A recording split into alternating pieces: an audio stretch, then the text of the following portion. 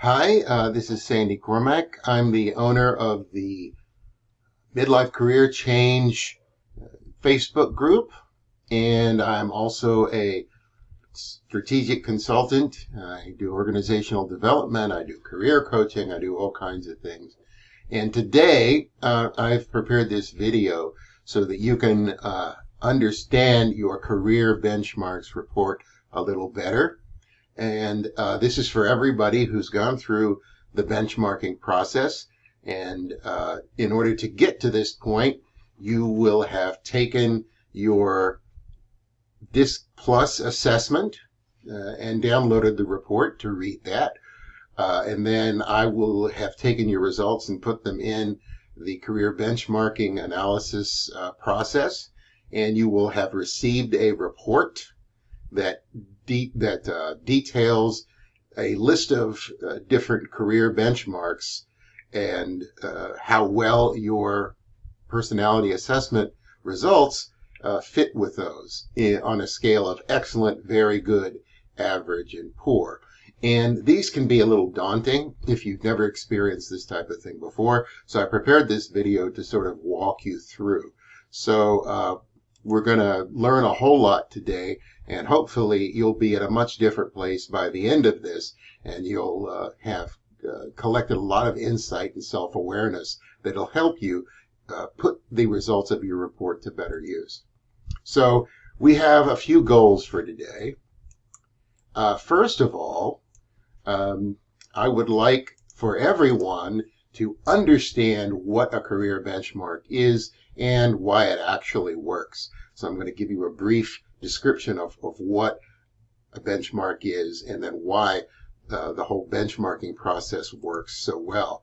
I'm going to show you how career benchmarks are made, the statistical analysis that we use to create them.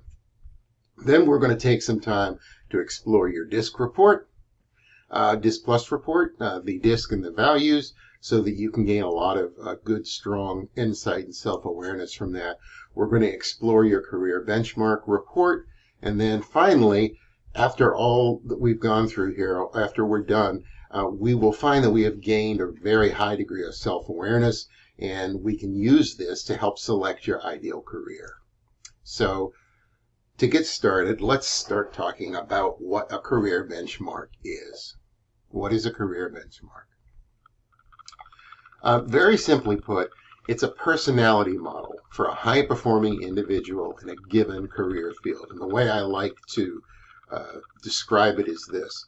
Imagine that you've got somebody who does very, very well at a certain career in your company, like an IT analyst.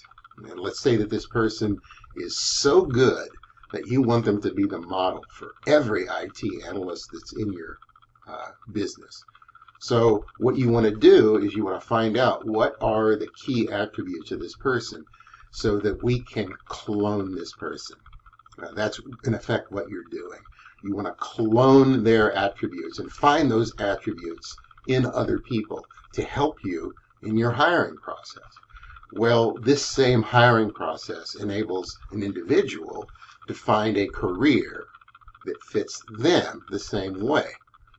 You want to find that position that is a perfect fit to who you are as a person. So you can use it to hire and you can use it to find a career. It works both ways. And the reason that this works is that it is based on the principle that two factors have an overwhelming impact on your career success.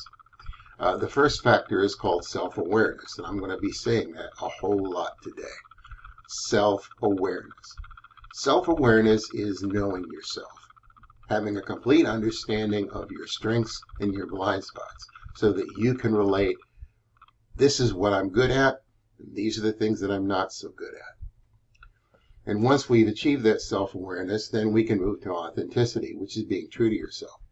Being in a situation that enables you to use your strengths to their fullest extent every single day and not rely on areas that are blind spots for you. So in other words, if you are really, really good at one thing, like having a real attention to detail, then you want to be in a career that enables you to use that attention to detail every day, because that'll energize you.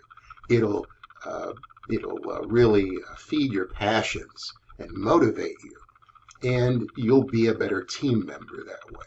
So self-awareness and authenticity, the two factors that have an overwhelming impact on career success. So using these principles, you pick your ideal by understanding your strengths and blind spots, and then matching your strengths to a career that puts them to the best use. And this is why benchmarking works. Benchmarking is a shortcut. What we do is we measure those attributes in you by having you take the personality assessment. In this case, we're using the DISC Plus. Then the system matches your results to best fit career benchmarks. We have a set of benchmarks, over 60 of them, that correspond to about over 600 job titles. And we use these benchmarks to match your personality with what's required to be a high-performing person in that career. And then you learn just as much about the process as you need to in order to make use of the results. You don't have to become an expert in benchmarking. You don't have to become an expert in personality assessment. You just need to learn what you need to learn and get a good, strong self-awareness out of that learning. And this leads me to how we create a benchmark in the first place. It's a two-step process. So the benchmarks that we're using have all went through this process. First of all, you find two groups of people, at least 150 in each group. For that, let's say that we're using that IT analyst that I was talking about earlier. We find 150 at least high-performing IT analysts and 150 low-performing IT analysts. And we administer the personality assessments to both groups. And then we will perform a statistical analysis on the results. What we're trying to find out is what is it about the assessment results that shows what the high-performing group has in common. And then what is it that the low-performing group has in common. And then we do this statistical analysis to show these are the things that we need to be looking for to find the high-performing people. Okay? So the attributes of the high-performing person then become the benchmark. And it's all done statistically with these correlation components so that we know statistically we're looking at a best fit benchmarking model. So now let's start your journey on the path to self-awareness by exploring your DISC Plus report. And believe me, I could spend all day walking you through this so that you can gain insight. But what I'm going to do is sort of give you a quick and dirty overview of the summary information, because you should have gone through this already and read all the things, but I'm going to be prompting you to do some things with your report as we go through here that will help you gain this insight. This is a model that I use for how the brain works. And I use this model because it's a good analogy, and it does things in a very understandable way. At the very top here, we have this flotation device. And this flotation device is, say, floating on the surface of a lake. And this flotation device is tethered here to a weight that keeps it from moving that much. And then this weight is attached to an anchor that sits at the bottom of the lake, and that doesn't move at all. And we use this flotation device here to model our behaviors. And if you can think about a flotation device on a lake, if the wind blows or if there's a storm or whatever, that flotation device can move around. But it always sort of comes back to a steady state position. And this is a good model for how your behaviors are. You do have behavioral preferences. So when there's no wind, you have a set of preferences that show this is who I am as a person. This is how I choose to behave. But when the wind blows, your behaviors can change. You know, when you're in a high velocity situation, you can modify and adapt your behaviors for short amounts of time, but you always tend to come back to the same set of behaviors that are your natural preference. And we use the DISC index to measure that. Now, tethered to this flotation device is this weight. And this weight keeps things from drifting. And it doesn't move around very much at all. And that's a good metaphor for your values. This answers the question why you behave the way you do, the things that drive and motivate you, the things that you're passionate about. And we use the values index to measure this. And so that's what creates the connection between the two. Now, there's a third assessment, the attribute index, that would take me a whole lot longer to debrief, and quite frankly, for what we're trying to accomplish, it's really not necessary. We're focused on the DISC index and the values index for this particular benchmarking analysis that we're undergoing here. So that's why I don't include the attribute index. So let's first take a look at the DISC. This is on page 2 of your DISC report. This is the summary page. And you'll see that it has 4 bars that are colored and 4 bars that are gray. And the pairs of bars come from a D, an I, an S, and a C. That's the acronym that spells out DISC. And each one of the bars runs between 0 and 100. So your DISC scores go from 0 to 100. The colored scores are the ones that are your natural behavioral preferences, and the gray scores are the adaptable or adapted behavioral preferences. We're not going to be talking about the gray scores today. There's plenty in your report about that. We're going to be talking about your natural scores. And this summary on page 8 is a really great tool for understanding what the DISC attributes mean, what the dimensions mean, and also giving yourself a little cheat sheet. So I'm going to recommend that you use page 8 to do some of the activities we're going to be doing today. And I'm going to use this to describe each one of the 4 dimensions of DISC. The first dimension is called decisive. That's the red column here. And decisive looks at how you deal with problems, how you tend to approach problems and make decisions.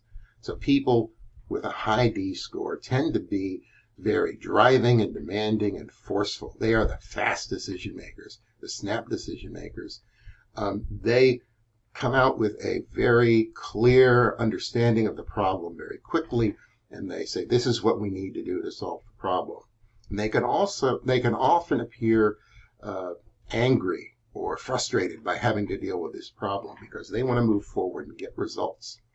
The lower scoring D people are more mild, agreeable, and deliberate. They take more time to solve problems. They're more analytical. They want to gather more information and talk to people before they try to solve a problem.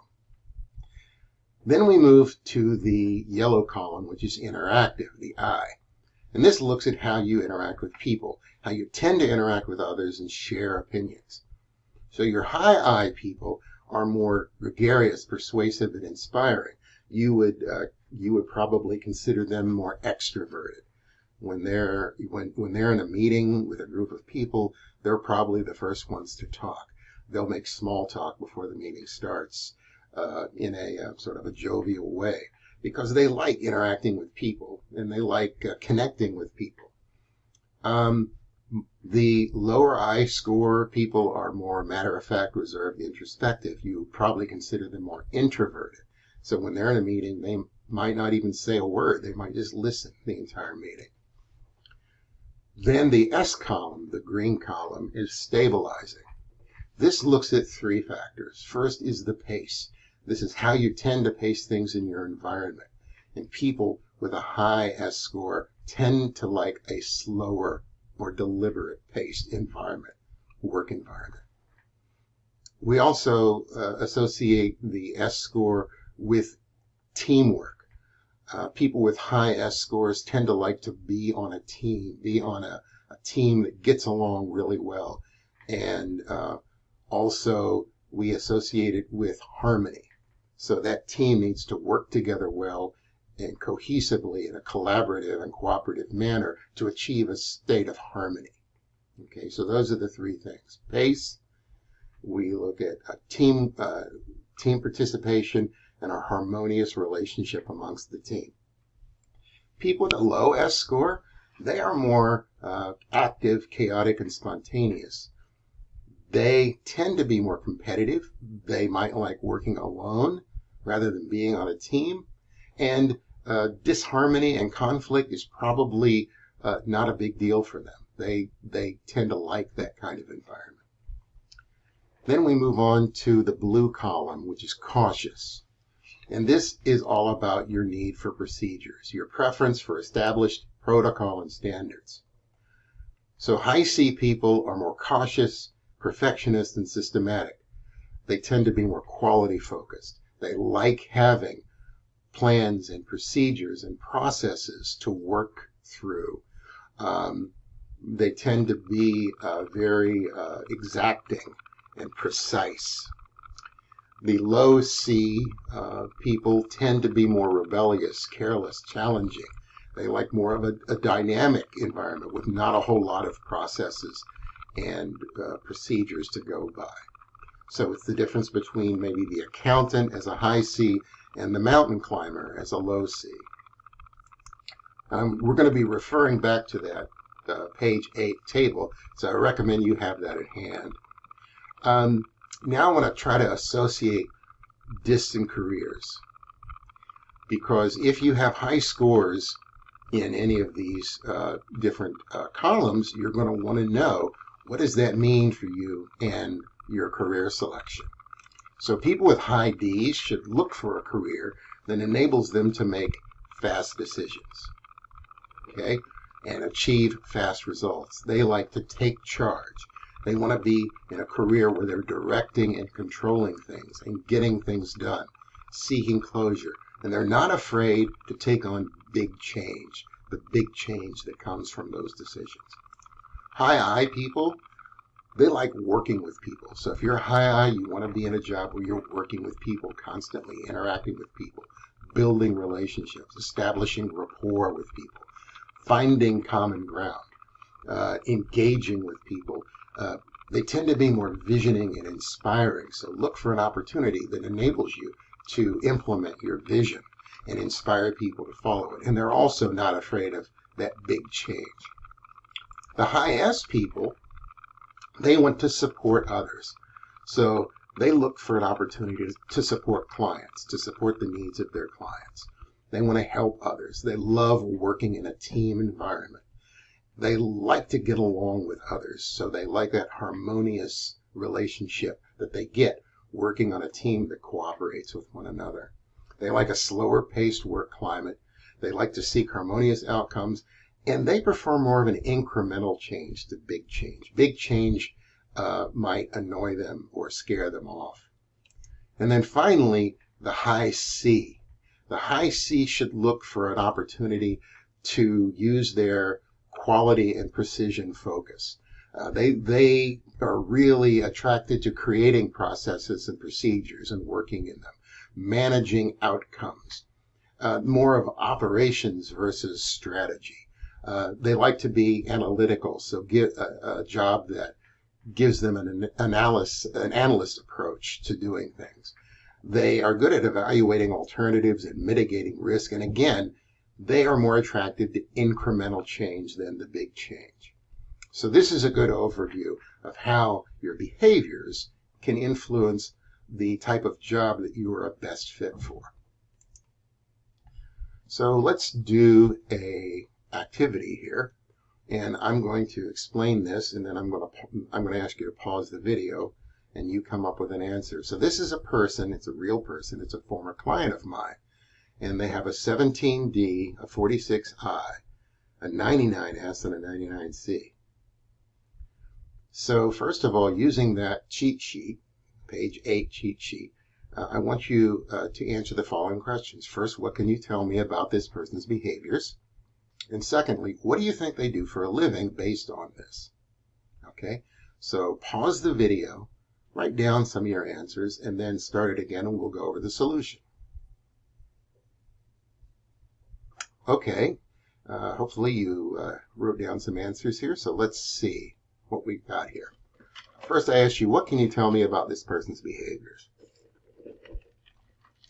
Well, based on the cheat sheet, we'll start with the S and the C, since those are the two highest. The S, based on the S results, they're very patient, predictable, passive. They like a slow-paced environment. They like low-conflict team environment. And then for the C, they're cautious, perfectionist, and systematic. They're very quality-focused, and they rely heavily on their procedures.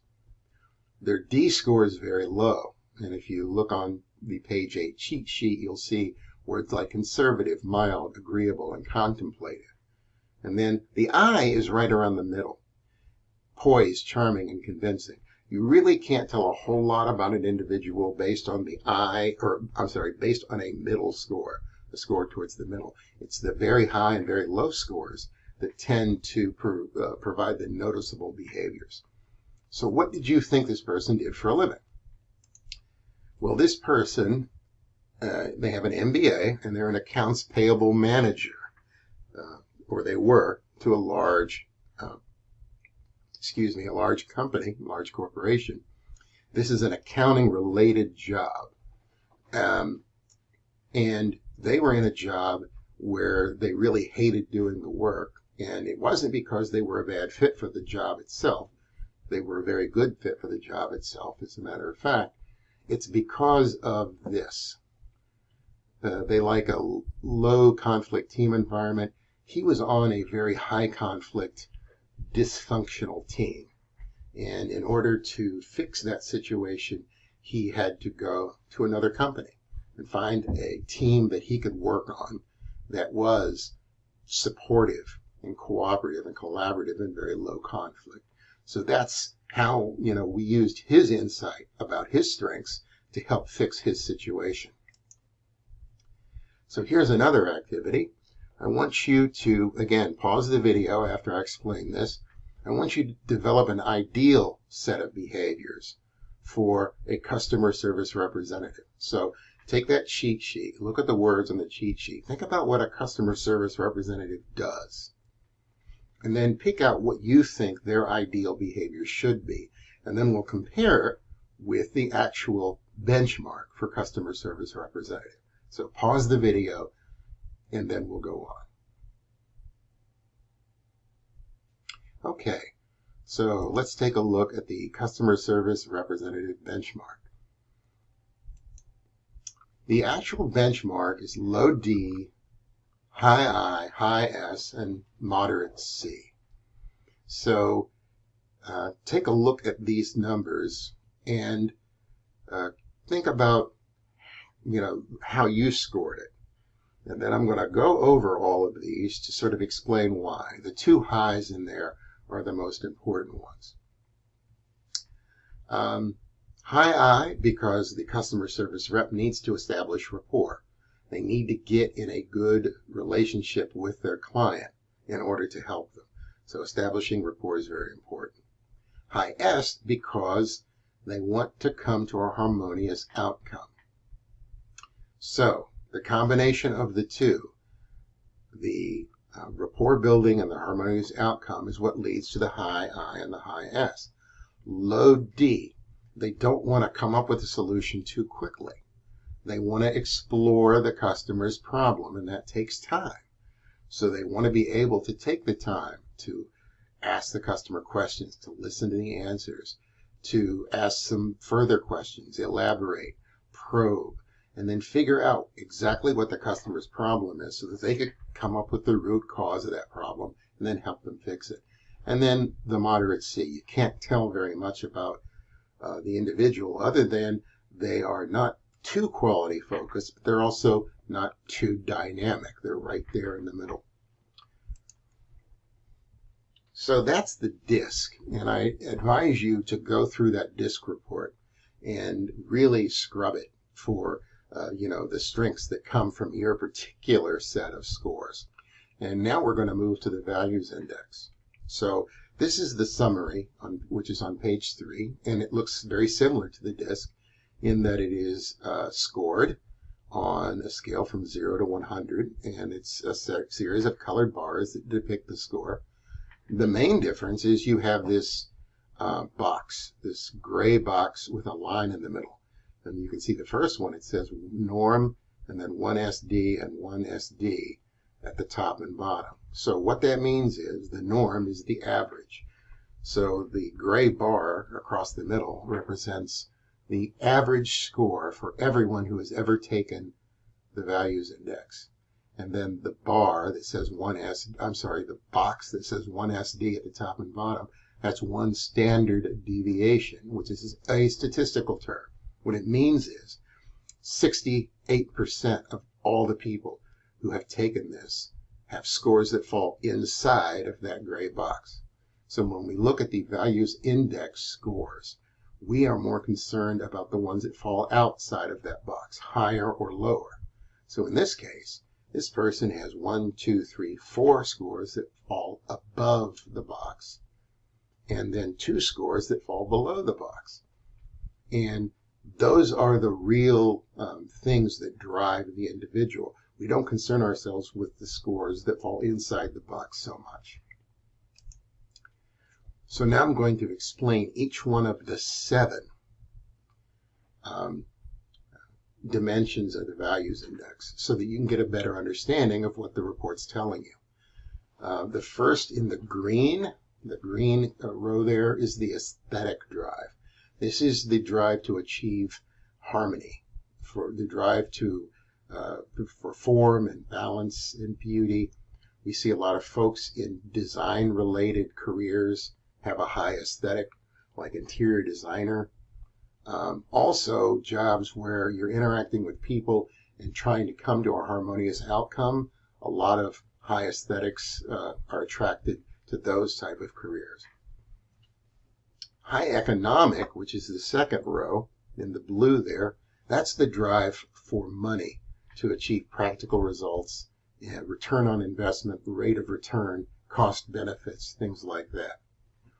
We see a lot of folks who not only want to make a lot of money, go into, look for careers that have high salaries. But a lot of times they also want to work with money in their career. So like financial analysts, investment advisors, things where they're working with that money, working with economic matters. So economists. Also, CEOs, certain leadership positions are associated with the economic drive. Then the third one in the orange there is the individualistic drive. This is the drive to achieve independence and be unique. So people with a high individualistic drive like to do things their own way. They like to establish their own brand. They want to be known as the expert for doing what they do, so that if someone has a problem in that area, they want you to know that you can come to them for it. And they don't like to be micromanaged. They have their own way of doing things. The fourth in the red there is the political drive. This is the drive to be in charge, control, power, and influence. So managers, leaders, people like that are often driven by the political drive. Not all managers are. Some managers are driven by the economic drive because they've achieved what they can as a non-manager, and the only way to get a raise is to go into management. But the people driven by political, their motivation comes from the need to have that power and to be in control and to influence and to make the big decisions. They have a buck stops here mentality. They tend to be more competitive. Then the fifth row there, the yellow, is the altruistic drive. This is the drive for helping others and being of service. People with high altruism tend to put others' needs ahead of their own. So you can think of a lot of careers: social service, nursing, most medical-related careers have that requirement. Coaching, teaching, anything where you're supporting other people and taking care of other people and putting their needs ahead of yours. Then the regulatory drive is the drive for structure, order, and routine. So again, plans, procedures, rules, regulations. A lot of times, if you put somebody with a high regulatory drive in a non-structured environment, they will create the structure that they need in order to operate effectively. So, police officers, tax analysts, certain lawyers, financial people involved in regulated industries like the financial industry or real estate industry sometimes. You can see a lot of that. And then finally, the theoretical drive. This is the drive to learn, so to acquire knowledge and understanding. These are the folks who will often learn for the sake of learning. The people who have multiple degrees, PhD, 2 or 3 doctorate degrees. So academians, your PhDs, people who want to learn about what other people do. So certain consultants in the maybe strategic development, engineers who are trying to design things and solve problems. Theoretical drive, people with theoretical drive are often attracted to solving problems. And to do that, they have to learn about the problem and help get to the root of it. But sometimes theoretical can get in the way because you can achieve paralysis through analysis. If you analyze too much, and you spend too much time on it, it keeps you from moving forward. So often theoretical driven people need to learn when to stop their analysis and learning and when to move forward. So here's how we can use that insight to help pick careers if you have high scores in any of these. For high aesthetic, look for opportunities for your artistic expression. Look for things with a design or an ergonomics related tag to it. Look for opportunities to express your creativity. Look to achieve a work-life balance. That's a big thing with high aesthetics, work-life balance. And opportunities to achieve harmony and harmonious outcome. For high economics, look for careers with a high financial reward, work or where you're working with financial matters, doing things like risk-reward analysis, return on investment, and focusing on the bottom line. For high individualistically driven people, look for opportunities where you're doing things your own way. Avoid micromanagers at all costs. Look for an opportunity to establish your brand and be known as the expert and do things your own way in a unique fashion. Then the high political people, you want to be in charge. Look for an opportunity to be in charge. So maybe an opportunity to get a promotion into management, into a leadership role. You want to manage things. You want to make the tough decisions. You're not afraid to compete, and you want to be rewarded by this status. So the status is its own reward in many ways. For those with the high altruist drive, you want to be in a situation where you can help others and take care of others, improve others, put others' needs ahead of your own. And for a lot of people driven by altruism, your work is your reward. So if you get the results you're looking for, that's a reward unto itself. For high regulatory, you want to work in a structured environment where you're administering rules and regulations, creating structure where none exists, and applying tried and true solutions to the problems you encounter. And then finally, high theoretical, you're a problem solver. So you want to be in a job where you can solve problems. You want to seek to understand the problem through research, analysis, and testing, experimentation. You want to get to the root of the problem, and you always want to be learning. So get into a position where you're always learning. So let's do the same thing with this values index report that we did with the DISC report. This is a person, they're in one of my networking groups. And I want you to take a look at their scores. They've got high economic, high political, and high regulatory. That's the thing that we want to look at, these three. I want you to tell me what you can about these motivators, these three motivators, and then again, guess what they do for a living. Okay? So pause the video, and then we'll move forward after you come up with a solution. All right, so what can you tell me about this person's motivators? Okay, so they have a high economic, a high political, and a high regulatory. Because they're high economic, they like making money, working in a financial environment. They enjoy things like return on investment, cost benefits, risk and reward, etc. The high political means they like to be in charge, they're competitive, they like to control the situation. And their high regulatory means they like to work in a structured environment with rules and regulations and laws, and use tried and true solutions. So what did you think they did for a living? Well, this particular person, they're a financial manager in a large investment firm, and they're in charge of managing large client investment portfolios. So you can see how each one of those motivators works to this person's advantage. They're working in a financial environment. They make good money being a financial manager.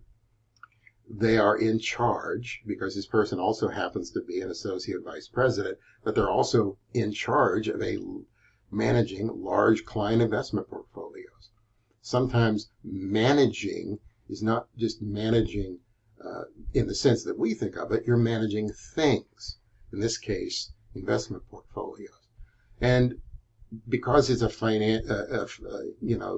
he works in the stock market, it's a very highly structured environment with lots of rules and regulations that he has to follow.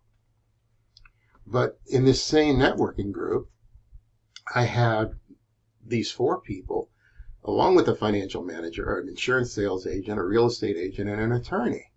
And as you can see, their results are remarkably similar. High economic first, then political, and then regulatory. They're almost identical. So you can see how well these values are a predictor of high performance and things that attract you to certain career fields. That's why I like the values index so much. So let's now repeat our activity with a customer service representative with the values index. Develop a set of ideal motivators for the following career: customer service rep. And what I'm looking for is the top three. What are the top three motivators that this person should have? Okay, so pause the video and then we'll move on. Okay, hopefully you guessed what they should be. I'm going to tell you these come again right from the career benchmark itself. We're looking for high aesthetic, high altruistic, and high regulatory. Aesthetic, because we're trying to get that customer to a harmonious end. We're going to solve their problem, and they're going to be happy, and our relationship is going to be harmonious at the end of this. Altruistic, because I'm helping them. I'm putting their needs ahead of my own. I'm going to do what I need to do in order to help them. And then regulatory, if you think about customer service engagements you've gone through before, a lot of times they will take you through, especially like if you're doing an IT help desk interaction, they will take you through a set sequence of questions to help figure out what the problem is. So most customer service reps have a sequence of things that they will ask you in order to eliminate possibilities, and then that helps them get to the root cause. So that's how we get the aesthetic, the altruistic, and the regulatory. So this completes my brief overview of the DISC and values. So my advice to you on how to get the most out of your DISC Plus report. First of all, I want you to go through in both sections and identify the strengths that come from your behaviors and values. The report has lots of really good information talking about strengths that come from your behaviors and values. And then complete the self-assessment at the end of the DISC and values sections. At the end of each section, there's a little questionnaire that helps you connect your strengths with success at work. So complete those. and then use the insight from your strengths to determine what to look for in your ideal careers. This is going to enable you to be better at looking for a career and also help you understand your career benchmarking results better. So now I want to move in to the benchmark report itself. Okay, so we're going to explore this. This is what a career benchmark report sort of looks like. You get something in an email, and it gives you the results, a couple of paragraphs of exposition detailing how to use it. Excuse me for a sec. And then there's a link to download a description of the benchmarks, and I'm going to give you an example of that here in a minute. Then it tells you who the benchmark results are for, and then it gives you the list of benchmarks and whether or not you're an excellent, very good, average, or poor fit for that benchmark. So then you get, if you download the form, you get this.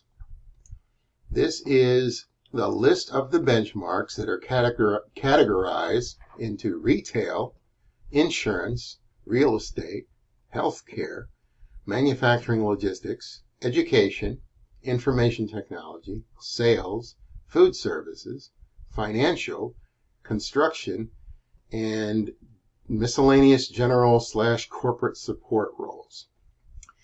And so now you can see how they all are arranged there. And if you can see that you should see certain things in common with your results as far as roles within industries.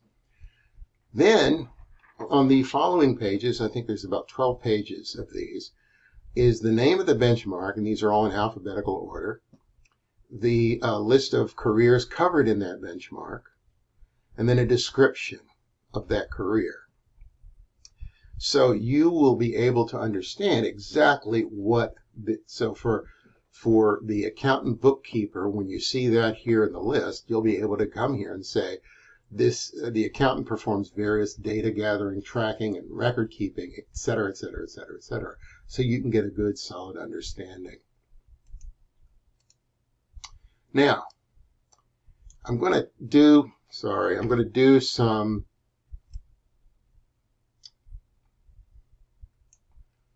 case studies that'll help you understand how to put your report to use. So let's take a look at old Kimberly here. And these are her results. The disk and the values results on the left. And here are some of her benchmarking results on the right. We see that she's an excellent fit for a software developer and interior designer, a very good fit for customer service, project manager, and content marketer, an average fit for surgical nurse, social media coordinator, and medical professional, and a poor fit for technical analyst, marketing and events coordinator, accountant, bookkeeper, and HR manager. So I wanted to point out customer service because we've already done some work with that benchmark and we understand that pretty well. If you take a look at her results, it tells her she's a very good fit.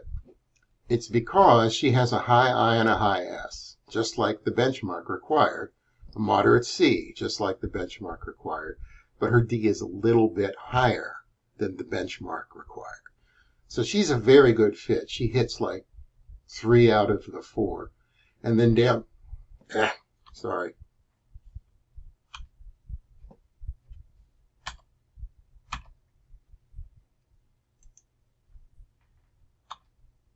Okay, sorry. She hits about 3 out of the 4 behaviors. And then if you look here at the values, we look for high aesthetic, high altruist, and high regulatory. She has the high aesthetic and the high regulatory, but not the high altruist. And as a matter of fact, this low altruist score is what makes her an average to poor fit for a lot of these. Look at the ones involving nursing, social media coordinating, medical professional, HR manager. Those are things that require a higher altruism, and her altruism is fairly low. So if she were to concentrate on the two excellence, the software developer and the interior designer, she could go research those further and find out what it takes to get a job in those fields and whether or not it's something that she wants to pursue. So now let's move to this next one, which you just got a preview gander at. Suzette, I took all of her excellence and very goods from her profile analysis here, the benchmark analysis. And I wanted to see if any of them had anything in common. What I noticed was that lots of these are manager jobs: assistant manager, executive management, general manager, operations leader, quality assurance manager. So you see all these manager jobs, and you also see a lot of sales jobs. So managing and sales is the the theme in hers. And if you look at her, if you look at her results, for some reason the values isn't coming up. But if you're looking at the DISC results, you get a good idea of why that is, especially for a salesperson. High D and high I is what we look for, and D and I is the highest for her. So that not only makes her an attractive sales candidate, but also an attractive management candidate. High D, fast decision making. High I, engaging. It's somebody you like to work for. That's the feel that you get. And let me see if I can fix this. Yeah. Okay, well, that's not going to come up. So let's move on to Yvonne, the excellent and very good careers for her. I was able to highlight a whole lot of things where she's helping others in the blue here: child care provider, customer service, education director, HR manager, the medical professions. And what we see with her results, not coincidentally, very high altruist. All right. And also the high S and the high I. So these are jobs that require that high altruism, that require that, the teamwork, the teaming environment, the making others happy, the providing service to others, and then, having good relationships with others. That's what she's all about. So these are the type of jobs that she would be a good fit for. And these two people, at the end of the day, had a lot of excellence and very goods to choose from. So that leads to the question, what do I typically see? Well, anywhere from 8 excellence and very goods up to over 20 excellence and very goods. This person had, well over 20 excellence and very goods here. So this gives you an idea, and this is the type of exercise I want you to go through as you're going through your results, is to connect your DISC and values here with your excellence and very goods to see what you think they all have in common, because that will help you understand the type of career that you should have and whether or not any of these excellent or very good careers are ones that you want to pursue. And here's a great resource that'll help you research things further, onetonline.org. And it's a website that uses the database of the Bureau of Labor Statistics to describe different jobs. Gives you a complete description. And I'm going to show it to you here in a second. But we want to use the search function there to further research your excellent and very good career fits. And you can also use it to get career ideas using your strengths. So I want to step out of the presentation for a second and go to this website. And it's onetonline.org. And I'm going to do an occupation search here for software developer. Let's go ahead. Software engineer is fine.